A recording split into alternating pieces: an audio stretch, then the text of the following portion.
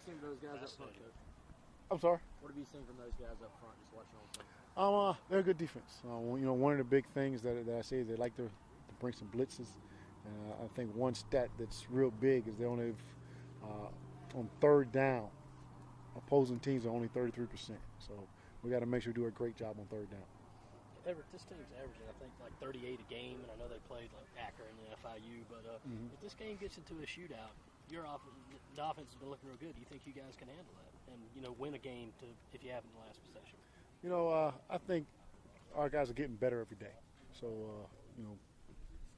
hopefully we can go out there and we're going to play 60 minutes. The thing that we want to make sure is that we going in thinking that it's going to be a knockdown drag out.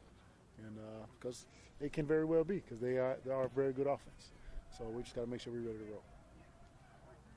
You like what you saw for your guys during the bye week? Yeah, I mean, we worked hard.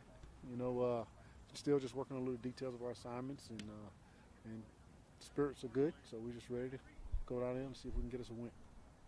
Everybody's healthy? Everybody's good. Nothing with Mike's ankle? Nope, everybody's good. You talked about how good they are on third down. Is that a product of forcing teams into third and longs, or just again, if I remember correctly, I think on 3rd and 1 or 2, they're like the other teams only converted like 2 of 7. There was only like 1 or 2 from 3 to 5, and then 3rd and 7, it was like 18 or 19, and they only converted like 2 or 3. So they do a great job of putting you in 3rd and long. What do you do to counteract that? Obviously, you got to. First thing is, we got to have a good first down. 2nd and 6 is a whole lot easier to call than 2nd and 10. So we got to make sure we do a great job on first down. He might play both Waldrop and Stadnick at a center on Saturday. Do you see that happening? Could there be a rotation? I don't know if there could be a rotation, but I think there's an opportunity to ding a foot or something like that, and he's got to get back in the swing of things. The fortunate thing is we got 2 good centers that we can win with them. Is Waldrop considered an automatic starter at this point to get right back in whenever he's 100%? An automatic? I don't think you use that term ever, do you? Probably not. I don't. So, a lot of things can happen. Do you have a line on who is going to start this week? Not point? Yet. Nope. Cody started today's practice. We'll see. You'll find out Saturday, I guess. What have you seen from Central Florida's defense for the front 7 specifically on film? I mean, they run to the football. They're well coached. They got a good scheme against about everybody they play. They give their kids opportunities to go out and win the football game. So it's going to be a test for us, like it always is. It's a big game for them. They got a good front 7 right there. They're going to come after you. I imagine they'll pull out all the stops. I saw on the depth chart that Mason was listed 3rd at tight end. Back in the notes, it said he started at tight end last game. And, how many reps is he getting at tight end versus how many reps is he getting at tackle? I don't know. He did start at tight end last game. Did you not notice that? I noticed that, yeah. You didn't notice that. You had no idea. Mason's a big, strong, athletic man that can play both.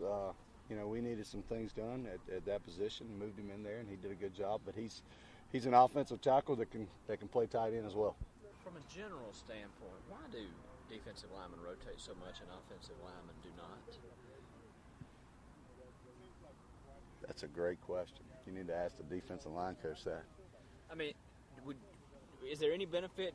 As you see, you look at if you had 10 guys who could play, running 5 a series. And I'm a guy that likes to play with consistency. Right. And I think if you've got a group that you can play and play 10 guys, I think they have the opportunity to go out there and play. But the running in and out, I don't think they ever get in a flow of a game. From an offensive line coach, I'm not speaking on defensive line by no means, but as an offensive line coach, I want a guy that's blocked power, inside zone, that's protected against that 3 technique over and over and over again.